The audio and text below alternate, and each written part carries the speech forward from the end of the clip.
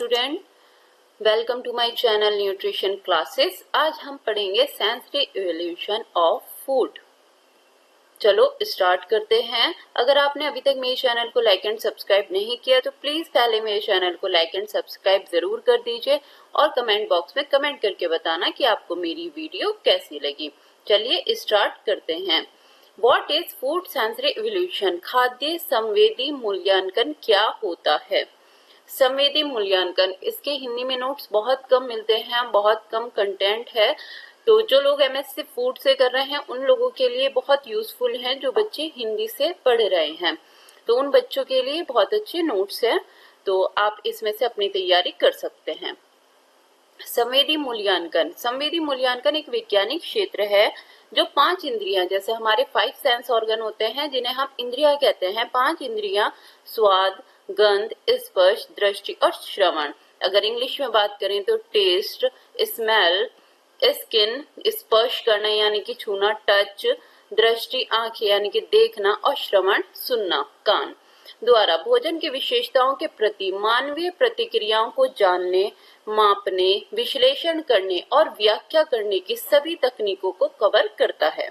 स्वाद और गंध 2 इंद्रियां हैं जिन्होंने शोधकर्ताओं की जिज्ञासा को बढ़ाया है, यानी कि टेस्ट और स्मेल। खाने की स्मेल से ही मन हो जाता है ना खाने का, और उसका अगर टेस्ट अच्छा होता है तो ये दोनों इंद्रियां ऐसी हैं जिन्होंने शोधकर्ताओं की जिज्ञासा को बढ़ाया है, विशेष रूप से खाने के व्यवहार से संबंधित। कोई व्यक्ति गुणवत्ता नियंत्रण, शेल्फ जीवन निर्धारण, उत्पाद लॉन्च की तैयारी का अनुमान लगाने, उत्पाद की सफलता का मूल्यांकन करने, स्वाद की प्रोफाइलिंग और ग्राहकों की प्राथमिकताओं को संचालित करने वाले कारकों का पता लगाने के लिए संवेदी विश्लेषण का उपयोग कर सकता है। यानी कि किसी का क्वालिटी कंट्रोल है या उसकी शेल्फ लाइफ जाननी है या कोई नया प्रोडक्ट वो लॉन्च करना चाहता है, इन सब के लिए सेंसरी इवोल्यूशन होता है। आप इसका उपयोग कच्चे माल, घटकों, एडिटिव्स, भंडारण और पैकिंग की स्थिति या समाप्ति या सर्वोत्तम तिथियों और उत्पाद अनुकूलन से संबंधित महत्वपूर्ण निर्णय लेने के लिए कर सकते हैं। अत्यधिक प्रतिस्पर्धी और अत्यधिक विनियमित खाद्य क्षेत्र में खाद्य पदार्थों की गुणवत्ता और स्थिरता सुनिश्चित करना महत्वपूर्ण है। खाद्य गुणवत्ता नियंत्रण काफी हद तक संवेदी मूल्यांकन पर ही निर्भर करती है, जो उच्च ग्राहक मानकों और बेहतर उत्पाद गुणवत्ता के बीच एक कड़ी के रूप में कार्य करता है। मानवीय इंद्रियों का उपयोग करते हुए ये सर्वव्यापी विधि भोजन के गुणों के रूप में स्वाद, गंध, दृष्टि, बनावट और यहाँ तक कि ध्वनि का भी मूल्यांकन करती है। ध्वनि का मूल्यांकन कैसे? कोई क्रिस्पी चीजें जैसे बिस्किट है, अगर आप उसे तोड़ते हैं ना तो आवाज आती है, तो उस तरह से जो भी क्रिस्पी चीजें हों उनका ध्वनि का मूल्यांकन होता है। गुणवत्ता नियंत्रण में भोजन के संवेदी मूल्यांकन के महत्व को कम आंकना असंभव है, क्योंकि यह उत्पादकों को सख्त दिशा निर्देशों का पालन करने, कानूनी आवश्यकताओं का अनुपालन करने और उपभोक्ता प्राथमिकताओं को पूरा करने में सहायता करता है। भोजन का संवेदी मूल्यांकन विज्ञान की एक शाखा है जो मानवीय इंद्रियों का उपयोग करके उपभोक्ता उत्पादों का मूल्यांकन करने के लिए सांख्यिकी विश्लेषण और प्रयोगात्मक डिजाइन विधियों का उपयोग करती है। ये तकनीक भोजन के संवेदी गुणों के मूल्यांकन के लिए महत्वपूर्ण है। जैसे स्वाद, जैसे अगर हम टेस्ट की बात करते हैं तो स्वाद कलिकाओं द्वारा पहचाने जाने वाले प्राथमिक स्वाद जैसे मीठा, खट्टा, नमकीन, कड़वा या उमामी। दूसरा आता है गंध, भोजन की गंध या सुगंध जैसे ग्रहण तंत्र को पहचानना। उपस्थिति, रंग, आकार और आकार सहित दृश्य विशेषताएं। बनावट, भोजन का भौतिक अनुभव जिसमें इसकी स्थिरता, दृढ़ता और चबाने योग्यपन शामिल है। ध्वनि, कुछ खाद्य पदार्थ खाने पर उत्पन्न होने वाले शोर जैसे चिप्स की खड़खड़ाहट। तो ये चीजें होती हैं जिसमें हम सेंसरी इवोल्यूशन को इवेल्युएट करते हैं।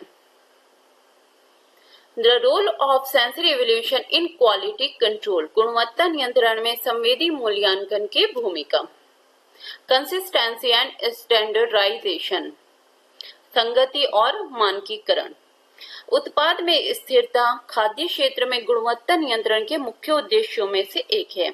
भोजन का संवेदी मूल्यांकन विभिन्न बैचों के बीच स्वाद, बनावट और उपस्थिति में स्थिरता बनाए रखने में सहायता करता है। ग्राहक विश्वास और ब्रांड निष्ठा को बढ़ावा देने के लिए निरंतरता को बनाए रखना आवश्यक है। सेकंड आता है इसी का प्रोडक्ट डेवलपमेंट, उत्पाद का विकास। कोई भी प्रोडक्ट जो हम डेवलप करते हैं फूड का, उत्पाद विकास चरण के दौरान भोजन के संवेदी विश्लेषण द्वारा व्यंजनों और फॉर्मुलेशन को परिष्कृत किया जाता है। ये वांछित संवेदी गुणों का उत्पादन करने के लिए घटकों और प्रसंस्करण विधियों के उचित मिश्रण को निर्धारित करने में सहायता करता है। खाद्य वैज्ञानिक डेटा संचालित निर्णय लेने और संवेदी परीक्षण का उपयोग करके उत्पाद की गुणवत्ता बढ़ा सकते हैं। थर्ड आता है क्वालिटी एश्योरेंस, गुणवत्ता आश्वासन। गुणवत्ता आश्वासन पहल का एक महत्वपूर्ण घटक भोजन का संवेदी मूल्यांकन है। बार बार संवेदी परीक्षण परिभाषित गुणवत्ता मानकों से विचलन की पहचान कर सकता है, जिससे निर्माताओं को तत्काल सुधारात्मक कार्रवाई करने में सक्षम बनाया जा सकता है। सक्रिय रहकर हम रिकॉल या ब्रांड क्षति की संभावना को कम कर सकते हैं और दोषपूर्ण उत्पादों को ग्राहकों तक पहुंचाने में रोक सकते हैं। नेक्स्ट आता है शेल्फ लाइफ टेस्टिंग, शेल्फ जीवन परीक्षण। उत्पादन की शेल्फ लाइफ निर्धारित करने के लिए भोजन के संवेदी मूल्यांकन की भी आवश्यकता होती है। निर्माता समय के साथ संवेदी गुणों में परिवर्तन का मूल्यांकन करके समाप्ति की सही तारीखें और भंडारण की स्थिति निर्धारित कर सकता है।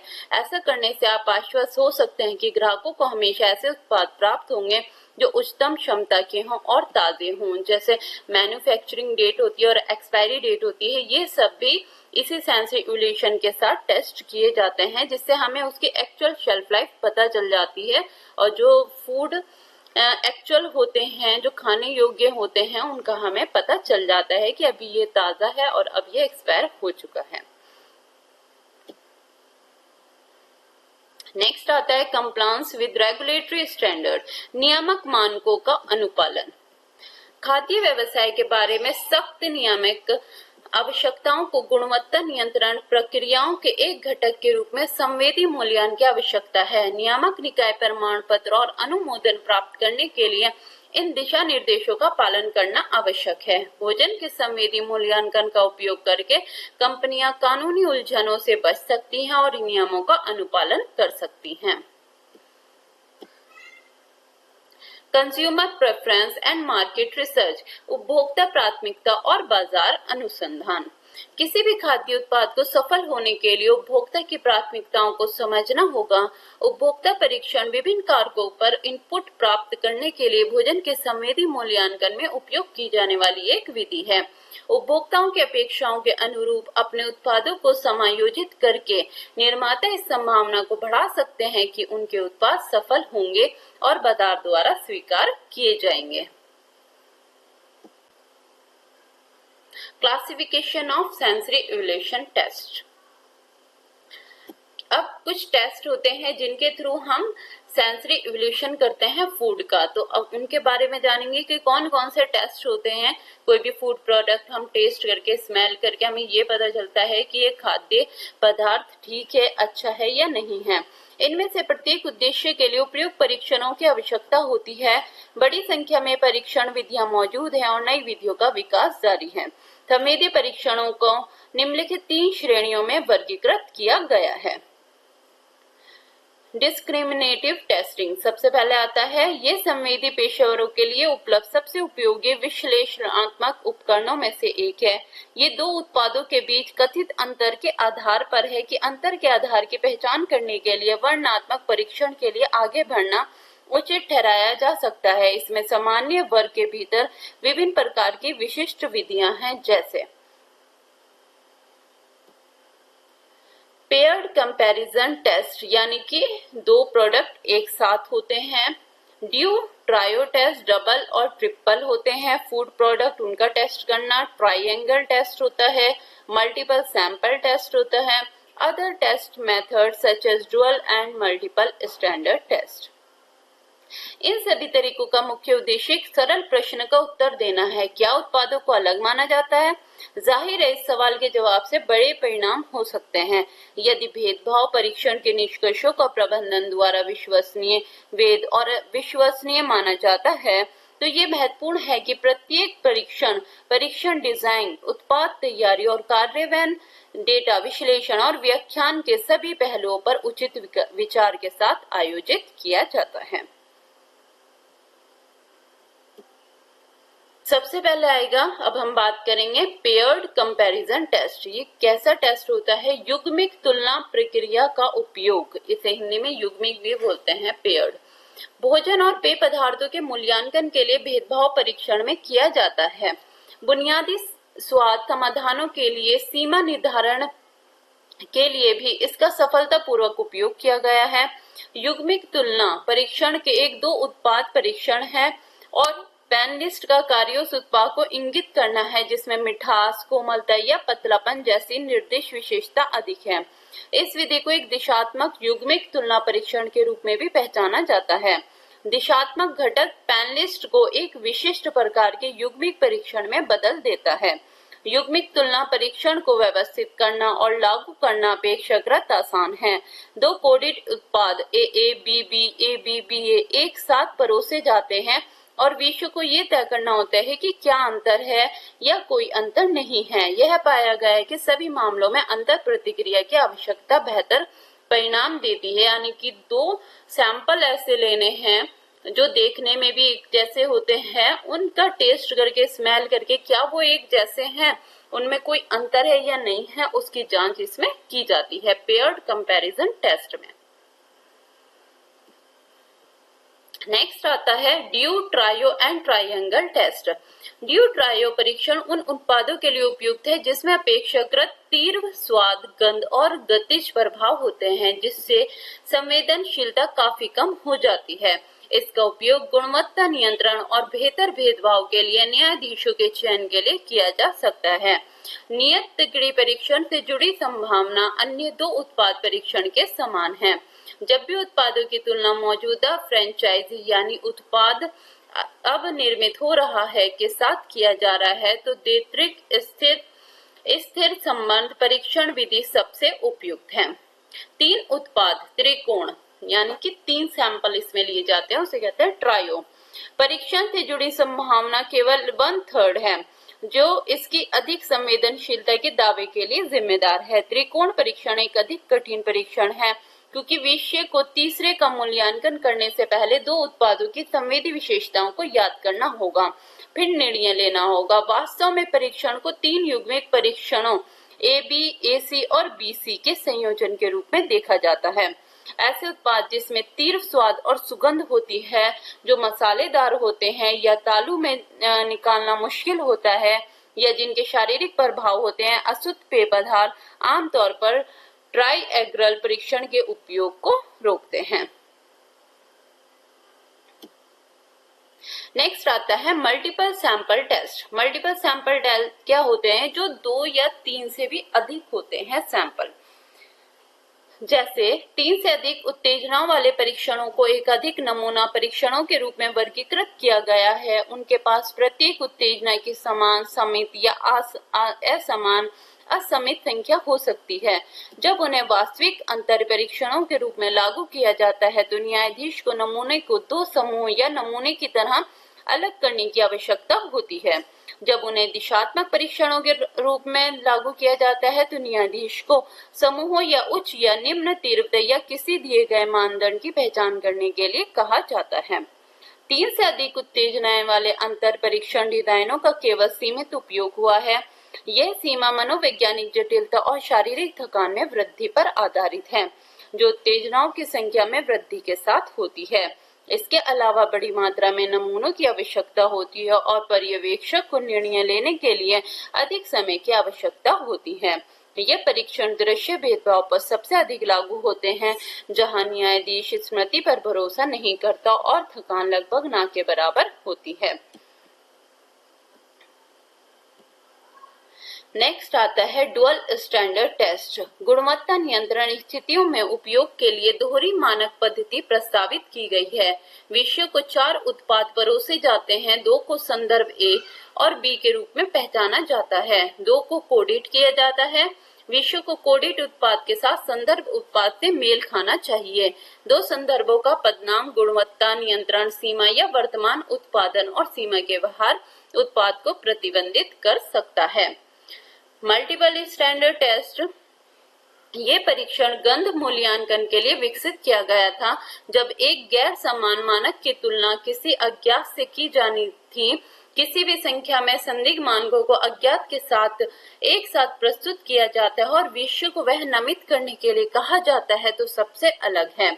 अज्ञात को सही ढंग से पहचानने की संभावना इसमें शामिल नमूनों की कुल संख्या से अधिक है।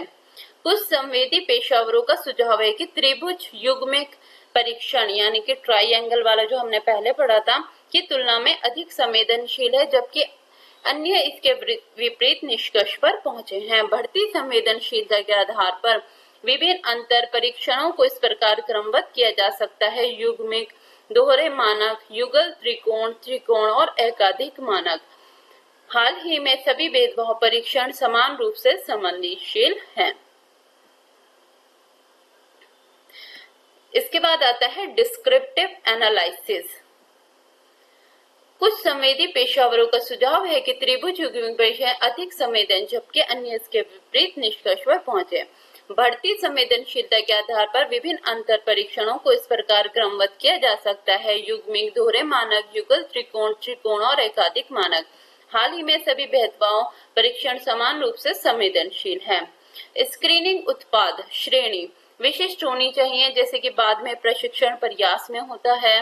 प्रशिक्षण मुख्य रूप से वर्णनात्मक भाषा के विकास पर केंद्रित है, जिसका उपयोग उत्पाद को स्कोर करने से लेकर बुनियादी रूप में किया जाता है। इसके अलावा अन्य महत्वपूर्ण गतियों जो प्रशिक्षण का हिस्सा हैं, उनमें शामिल हैं: विशेषताओं को तौर तरीकों के आधार पर समूहित करना, अर्थात उपस्थिति विशेषताएं, सुगंध विशेषताएं इत्यादि। उन्हें घटना के आधार पर प्रत्येक विशेषता के लिए एक परिभाषा विकसित करना, उपयोग के लिए उपयोगी संदर्भों की पहचान करना, विषय को स्कोरिंग प्रक्रिया से परिचित कराना और प्रशिक्षण देना। वर्णनात्मक विश्लेषण के लिए कई अनुप्रयोग हैं, जिसमें निगरानी प्रतियोगिता, भंडारण स्थिरता, शेल्फ लाइफ, उत्पाद विकास, गुणवत्ता नियंत्रण, भौतिक, रासायनिक और संवेदी सहसंबंध आदि शामिल है। उपयोग की जाने वाली परीक्षण विधियों के आधार पर प्रशिक्षण काफी भिन्न हो सकते हैं। नेक्स्ट आता है फ्लेवर प्रोफाइल, स्वाद प्रोफाइल। विधि एकमात्र औपचारिक गुणात्मक वर्णनात्मक प्रक्रिया है और संभवतः संवेदी प्रशिक्षण विधियों में सबसे प्रसिद्ध है। ये विधि 4 से 6 जांचे गए हैं और चयनित विषयों में एक चैनल का उपयोग करती है, जो पहले जांच करते हैं और फिर एक खुले सत्र में उत्पाद पर चर्चा करते हैं। एक बार जब उत्पाद के विवरण पर सहमति बन जाती है तो पैनल लीडर रिपोर्ट फॉर्म में परिणामों का सारांश प्रस्तुत करता है। इस पद्धति में काफी आकर्षण है, क्योंकि परिणाम तेजी से प्राप्त किए जा सकते हैं और आंकड़े की आवश्यकता से छुटकारा मिलेगा। Texture profile. टेक्सचर प्रोफाइल क्या होता है? ये विधि वर्णनात्मक शब्दावली के विकास, रिकॉर्डिंग तीव्रता के पैमाने और प्रत्येक स्केल श्रेणी के लिए शब्द उत्पाद एंकर से संबंध में वर्णनात्मक विश्लेषण में प्रगति का प्रतिनिधित्व करती है। विधि विकसित करने में उद्देश्य विषय परिवर्तनशील की समस्या को खत्म करना, ज्ञात सामग्रियों के साथ परिणामों की सीधी तुलना की अनुमति देना और उपकरण उपायों के साथ संबंध प्रदान करना था। किसी उत्पाद के इन रियोलॉजिकल गुणों के विशिष्ट वाद्य उपायों और विशिष्ट संवेदी विशेषताओं ने एक पैनल की प्रतिक्रियाओं, उदाहरण के लिए टेक्स्टरोमीटर इकाइयों और कठोरता संवेदी रेटिंग के बीच सीधे लिंक के लिए काफी अपील की। हालांकि किसी उत्पाद के अन्य संवेदी गुणों जैसे रंग, सुगंध, परीक्षण आदि से बनावट को अलग करने से उत्पाद के संवेदी गुणों की कुल धारणा सीमित हो जाती है। इसी में नेक्स्ट आएगा क्वांटिटेटिव डिस्क्रिप्टिव एनालिसिस, मात्रात्मक वर्णन विश्लेषण QDA। इसको शॉर्ट फॉर्म में क्यूडीए भी बोलते हैं। विधि एक ऐसे दृष्टिकोण के साथ विकसित की गई थी जो मुख्य रूप से भाषा विकास के लिए एक आम सहमति दृष्टिकोण, विषय और विशेषता, संवेदनशीलता का आकलन करने के लिए प्रतिकृति के उपयोग और विशिष्ट उत्पाद मतभेदों की पहचान करने और परिभाषित संख्याएं के विश्लेषण के साथ व्यवहारिक थी। विधि का विकास ये सुनिश्चित करने के लिए कई विचारों से विकसित हुआ है कि सबसे पहले क्या विचार थे, किसी उत्पाद के सभी संवेदी गुणों के प्रति उत्तरदायी रहें, प्रत्येक परीक्षण के लिए सीमित संख्या में विषयों पर निर्भर रहें, भागीदारी से पहले योग्य विषयों का उपयोग करें, एकाधिक उत्पाद व्यक्तिगत बूथों का मूल्यांकन करने में सक्षम हो, नेता के प्रभाव से मुक्त भाषा विकास प्रक्रिया का उपयोग करें, मात्रात्मक बने और बार बार परीक्षण डिजाइन का उपयोग करें, एक उपयोगी डेटा विश्लेषण प्रणाली रखें। क्यूडीए परीक्षण में एक विषय एक से अधिक अवसर पर सभी उत्पादों का एक विशेषता के आधार पर मूल्यांकन करते हैं। अदर मेथड्स, इन मेथड्स के अलावा भी कुछ और मेथड्स हैं जिससे हम सेंस से इवैल्यूएट करते हैं फूड के। कौन कौन से मेथड है वो जानते हैं। स्पेक्ट्रम वर्णनात्मक विश्लेषण में व्यापक प्रशिक्षण गतिविधियां शामिल हैं जो बुनियादी स्वाद और बनावट प्रोफाइल प्रक्रियाओं को दर्शाती हैं, जिसमें निर्देशित तीव्रता के विशिष्ट मानकों के साथ विषयों को प्रशिक्षित करने पर विशेष निर्भरता होती है। फ्री चॉइस प्रोफाइलिंग एक और दृष्टिकोण है जिसमें किसी विषय की स्क्रीनिंग या प्रशिक्षण की आवश्यकता नहीं होती है और विषय मूल्यांकन किया जा रहे उत्पादों का वर्णन करने के लिए किसी भी शब्द का उपयोग कर सकता है। हालांकि समय का लाभ वास्तव में नहीं हो सकता क्योंकि प्रयोगकर्ता को विषय को प्रशिक्षण प्रक्रियाओं को समझने में समय बिताने की आवश्यकता होती है। स्कोरिंग अदर मेथड में आता है स्कोरिंग। सबसे पहले अपनी विविधता, स्पष्ट, सादगी और सांख्यिकी विश्लेषण में आसानी के कारण सभी संवेदी परीक्षण प्रणालियों में सबसे अधिक बार उपयोग किए जाने वाला है स्कोरिंग। जैसे नाम से पता है, यानी कि हम उसको स्कोर करते हैं आउट ऑफ 10, आउट ऑफ 100, इस तरह से कि वो कितने नंबर पर कितने प्रतिशत तक वो अच्छा है। उत्पाद विकास और सुधार, शेल्फ लाइफ, जीवन अध्ययन और पैकेजिंग सामग्री की उपयोगिता का आंकलन करने के लिए डेयरी उद्योग द्वारा स्कोरिंग विधियों का व्यापक रूप से उपयोग किया गया है। 100 अंकों पर आधारित स्कोर कार्ड का उपयोग आमतौर पर डेयरी उत्पादों के मूल्यांकन और ग्रेडिंग के लिए किया जाता है। हाल ही में 25 अंक वाले स्कोर कार्ड का सुझाव दिया गया है। ऐसा माना जाता है कि संख्यात्मक रेटिंग परीक्षण रैंकिंग परीक्षण या वर्णनात्मक रेटिंग परीक्षण की तुलना में अधिक संपूर्ण जानकारी देते हैं, लेकिन न्यायाधीशों को प्रशिक्षित किया जाना चाहिए क्योंकि परीक्षण उत्पाद को पसंद करने का कोई संकेत नहीं है। इसलिए स्वादिष्टता मानदंड स्थापित किए जाने चाहिए। सभी संवेदी विशेषताओं को उचित महत्व देते हुए स्कोर कार्ड ठीक से विकसित किया जाना चाहिए। Effective testing. अफेक्टिव टेस्टिंग क्या होता है? प्रत्येक संवेदी कार्यक्रम के मूल्यवान और आवश्यक घटक की स्वीकृति परीक्षण उपभोक्ता के स्तर पर किया जाता है। इसका तात्पर्य किसी उत्पाद के लिए पसंद या प्राथमिकता को मापने से है।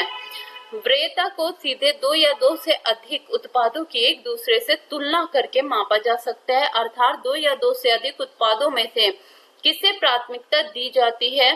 वरीयता का अप्रत्यक्ष माप ये निर्धारित करके प्राप्त किया जाता है कि बहु उत्पाद परीक्षण में किस उत्पाद को किसी अन्य उत्पाद की तुलना में काफी अधिक अंक प्राप्त हुए हैं या किस उत्पाद को काफी अधिक लोगों द्वारा दूसरी की तुलना में अधिक अंक प्राप्त हुए हैं। वरीयता और स्वीकृति के सीधे मापने के लिए अक्सर इस्तेमाल किए जाने वाली 2 विधियां युग्मिक तुलना परीक्षण और 9 बिंदु हेडोनिक स्केल है। अन्य विधियां या तो इन 2 विधियों के संशोधन है या गुणवत्ता पैमाने के प्रकार हैं। उदाहरण के लिए उत्कृष्ट से खराब और स्वादिष्ट से अरुचिकर। नेक्स्ट आता है हेडोनिक स्केल। मोस्ट इम्पोर्टेंट है, इस स्केलिंग का भी बहुत ज्यादा यूज होता है। 9 बिंदु हेडोनिक पैमाने का उपयोग इसके विकास के बाद से विभिन्न प्रकार के उत्पादों के साथ और काफी सफलता के साथ बड़े पैमाने पर किया गया है। न्यूनतम निर्देश के साथ भोले भाले उपभोक्ताओं द्वारा पैमाने को आसानी से समझा जा सकता है और उत्पाद के अंदर के विषयों के विभिन्न समूहों के साथ पुनः प्रस्तुत किया जा सकता है।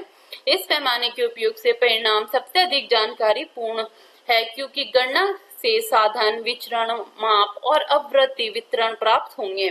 प्रस्तुति के क्रम और विषय और पैनल द्वारा उत्पादों के बीच अंतर के परिमाण के अनुसार डेटा को रैंक में भी परिवर्तित किया जा सकता है, जो उत्पाद प्राथमिकताएं उत्पन्न करता है। पैमाने का यह एक उदाहरण नीचे दिया गया है।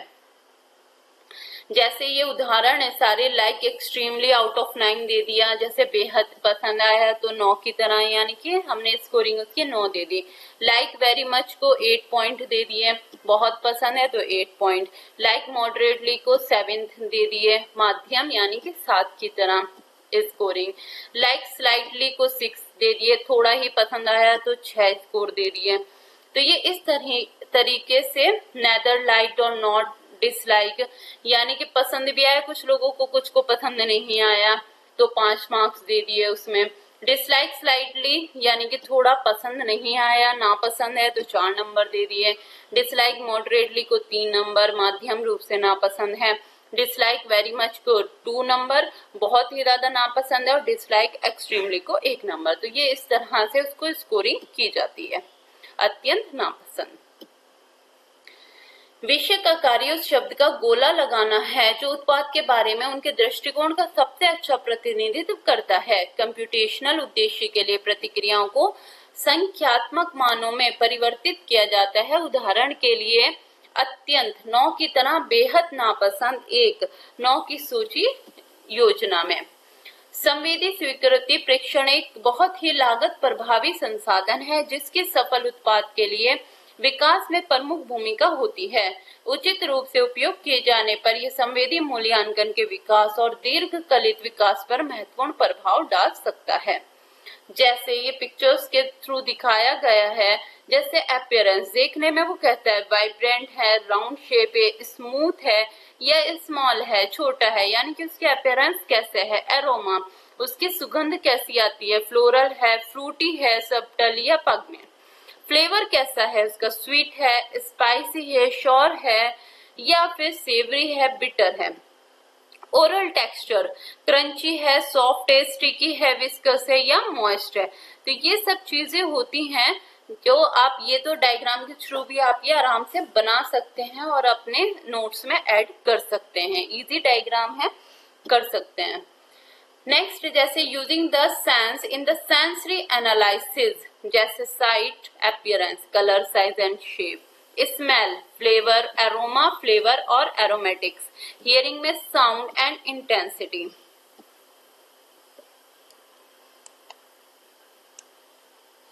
Sound and intensity. टच में texture, mechanical and tactile properties. Taste में फ्लेवर, स्वीट एंड श्योर। तो ये एक डायग्राम, एक फ्लो चार्ट है जिसको आप आसानी से सेंसरी एनालाइजेशन में अपने नोट्स में बना सकते हैं, एग्जाम में बना कर आ सकते हैं, आपके मार्क्स भी अच्छे आएंगे। Thank you. वीडियो अच्छी लगे तो वीडियो को लाइक एंड सब्सक्राइब जरूर कर दीजिएगा और कमेंट बॉक्स में कमेंट करके बताना आपको मेरी ये वीडियो कैसी लगी। तो प्लीज मेरे चैनल को लाइक एंड सब्सक्राइब जरूर कर देना। Thank you so much.